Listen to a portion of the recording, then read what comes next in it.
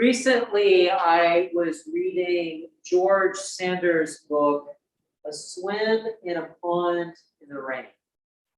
And he describes this as a master class. So he takes all of these Russian authors and has different short stories by them and uses them as illustrations of writing and gives us a sense too of how to look at literary criticism. Now, I have to confess, I am not the biggest fan of Russian authors, not even in the 19th century, but the book is fantastic. It really does open your mind to new ways of looking at criticism and looking at the art of writing. And one of the stories that Saunders talks about in this book is Leo Tolstoy's Alyosha the Pot. Now, Alyosha is a young boy who is sent by his father to serve at a much richer person's house. And Alyosha does everything possible. He goes out and he does every task he's given. When he messes up, he learns from it. He tries to anticipate. He's constantly running around. So you think that the family would be really thankful for this great work that Alyosha has to offer. So they just keep on more and more work to Alyosha. But every time he does anything, Alyosha always has a smile on his face. He always seems to take some joy in what he's doing. It's not to say that Alyosha doesn't have any worries, but his main worry is just in how to deal with his father. For example, he worries when he's been running around and growing and doing all these things, and his boot ends up getting worn down. He needs a new pair. But this pair, the money for it comes out of his wages, which of course go to his father. And he does worry very much about how his father will react to this. Now, in the midst of worrying about everyone else but himself, Alyosha finds himself in a situation where he meets someone who loves him, not because of anything that Alyosha has to offer or to give, but just loves him to love him.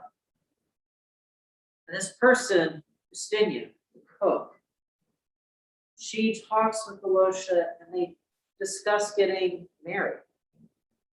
Now, the mistress of their household is not happy about this because her thing is once they get married, Alyosha's going to get her pregnant, and then we're not going to have a cook, and what are we going to do then?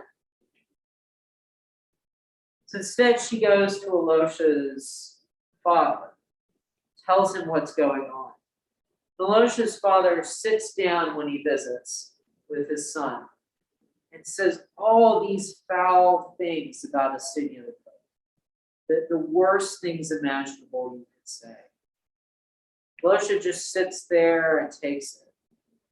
And right around the corner, just beyond the door, is Justinia, listening to all of this, hearing all of the terrible things that Alyosha's father has to say about her. She also hears that Alyosha doesn't have anything to say back. So after his father's gone, Justinia comes out. Alyosha tells her, well, I guess that's it then. I guess we can't do this. Father said what he said. Guess we're not going to go through getting married.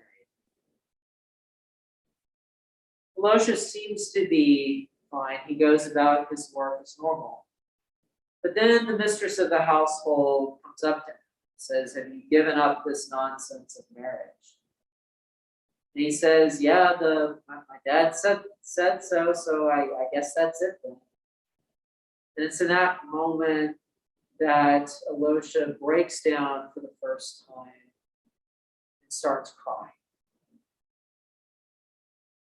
Shortly after this, Elisha is asked to go up to one of the roofs and clean the snow off. And unfortunately, he falls. And more unfortunately, he is so gravely injured that he's at the point of death. Justinia comes up to him. Elisha says to her, it's a good thing we didn't get married, because this would have happened. So it's a good thing that we didn't go through with it. Near the end of his life, a priest comes to Elisha. And they pray together. And we hear that Elisha looks around amazed at something. And then in his last moments, something seems to catch him by surprise. And it's in that moment that he dies. Now, Saunders, in talking about this story, points out there are things that leave us dissatisfied. Not from a critical standpoint in the story, but maybe from more of a moral one. Might be upset in looking at this story that Elisha never really got to experience joy in his life, not in a full and meaningful way. We might be upset that he and Justinia never got to be married, not even on his deathbed. We might be upset too that Elisha never stood up for himself, to his father, or to anybody else. These things that might trouble us are similar to the things that trouble us within this world. That oftentimes bad things happen to those who are trying to do a little bit of good in the world.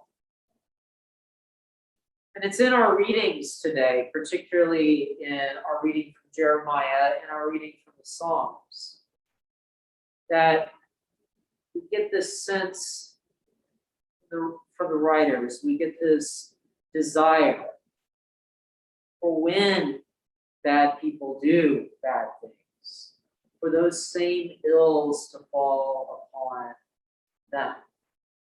Something we see a lot, particularly in the Psalms, these feelings that we ourselves may be having, expressed right there in our scripture. But the interesting thing is what Jesus has to say in all of this, what we see from him in the gospel. Once again, we see Jesus talking about the suffering that he is to undergo. We know that there will be people that put Jesus to death as they make him suffer. But the thing is, Jesus doesn't say anything about what's going to happen to those people who make him suffer, those people who are going to put him to death. He doesn't have anything to say about their fate, whether it will be good or ill. It's okay for us to look at the bad things that happen in the world, particularly those that happen to people who are just trying to do some good. It's okay for us to look at that and be upset. It's okay for us to look at that and wonder why that has to happen. And it's okay even for us to wish that the opposite would happen. It's okay for us to do. As Saunders points out from what Tolstoy does, we're left with this sense of mystery and how Elisha felt at the end. We're not given this satisfying conclusion to the story for us. It gives some sort of moral ramifications. We're just told what happens, nothing else. Everything else is a mystery. And that can be how it often feels to us about why bad things happen to those who try to do good. There's not always a good answer to that question, or at the very least, one that's not satisfying for us. But what we do have is what Jesus tells the disciples to do afterwards. To not look to be first. To look instead to be last, to be a servant to all. And the kind of people that Jesus calls us to invite in. They're not the people at the height of everything. They're the tiny little children, those who seem weakest to us, those who seem meekest to us. Those are the ones that we are called to invite in. And when we do that, we're told it's like we're inviting Jesus. It's like we're inviting God in. Our call in being servants, our call in ministering to the meekest among us. That call is out of hope that if we do that, if we are meek ourselves, if we're servants to all, instead of conquerors, then maybe we can help make the world a better place. Maybe if we do that, there can be less suffering. Not just for those who are trying to do good. Maybe if we can be the kind of people God calls us to be, the kind of people Jesus is calling us to be, then maybe there won't be suffering for anyone. Now, doing this good, trying to do good in the world, trying to follow in the example that Jesus has given us, trying to fall in the footsteps that Jesus has laid out for us. We can't say whether that will bring about this better world or not, because I don't know, none of us know.